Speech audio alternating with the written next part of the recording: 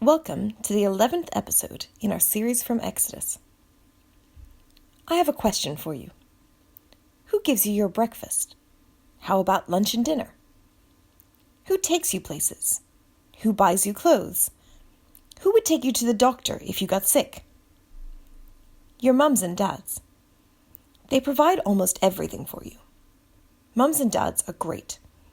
Imagine you are at home one day in your room. It's dinner time and you are feeling very hungry.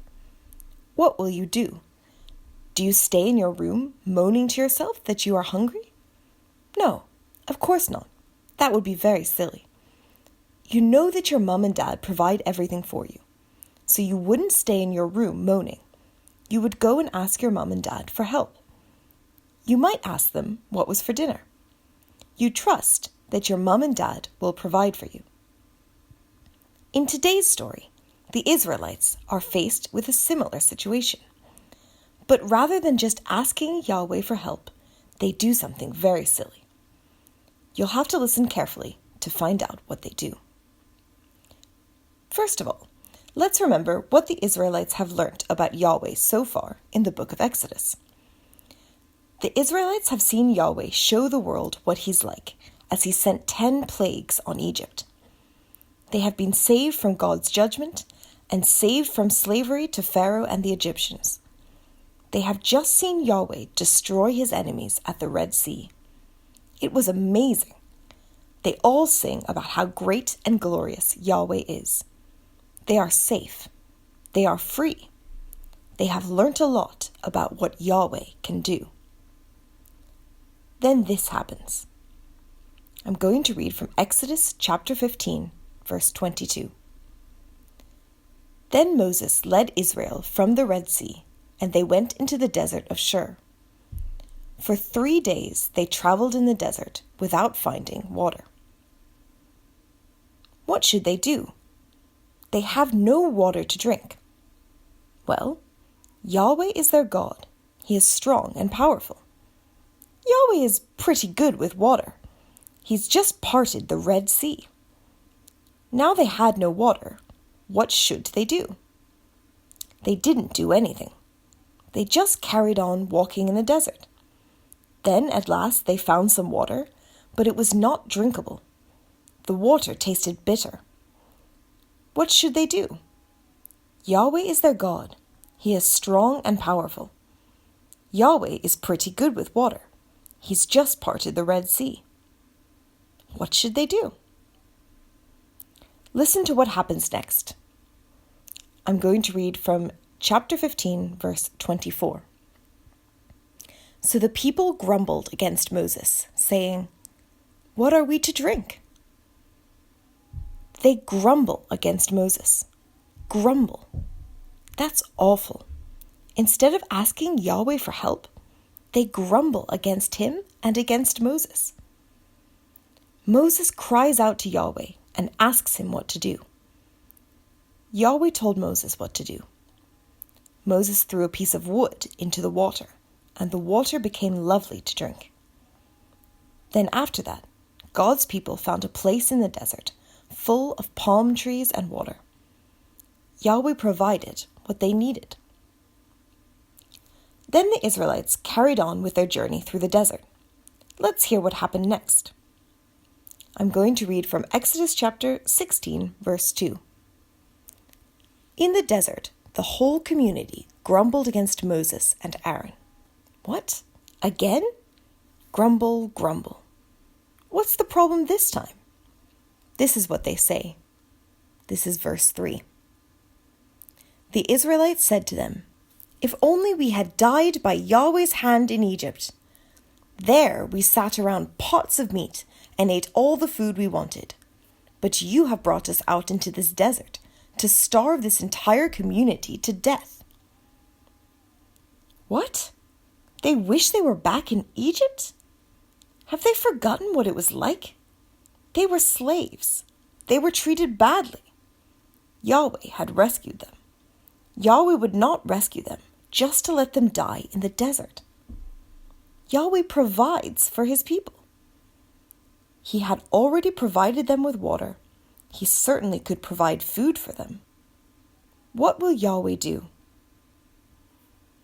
I'm going to read from Exodus chapter 16, verses 6 to 8.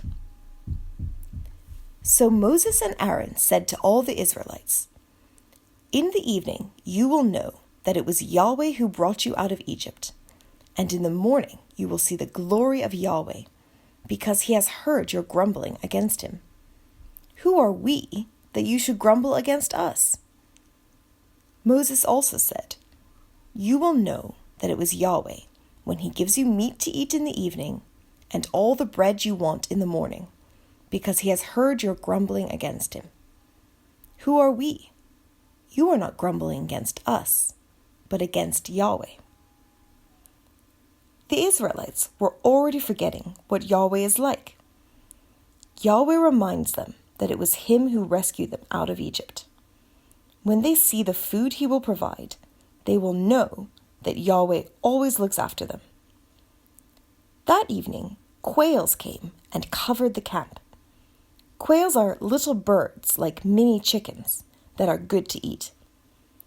The Israelites now had meat to eat. The next morning, the ground was covered in dew. When the dew disappeared, thin flakes were left on the ground. They didn't know what it was, so asked, "What is it?"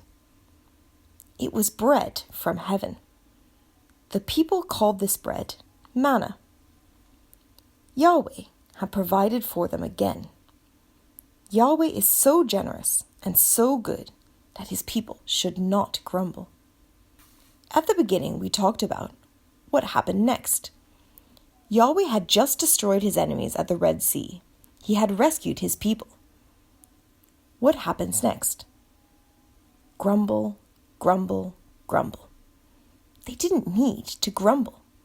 Instead, they needed to turn to Yahweh and ask him for what they needed. God is so generous, he provides for them.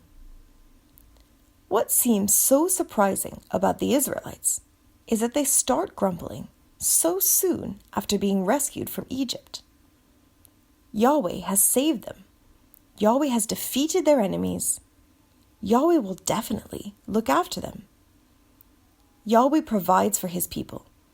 Yahweh even provides for his people when they grumble and moan. It's easy for us to think these people who grumble are really bad. But we can be just like them.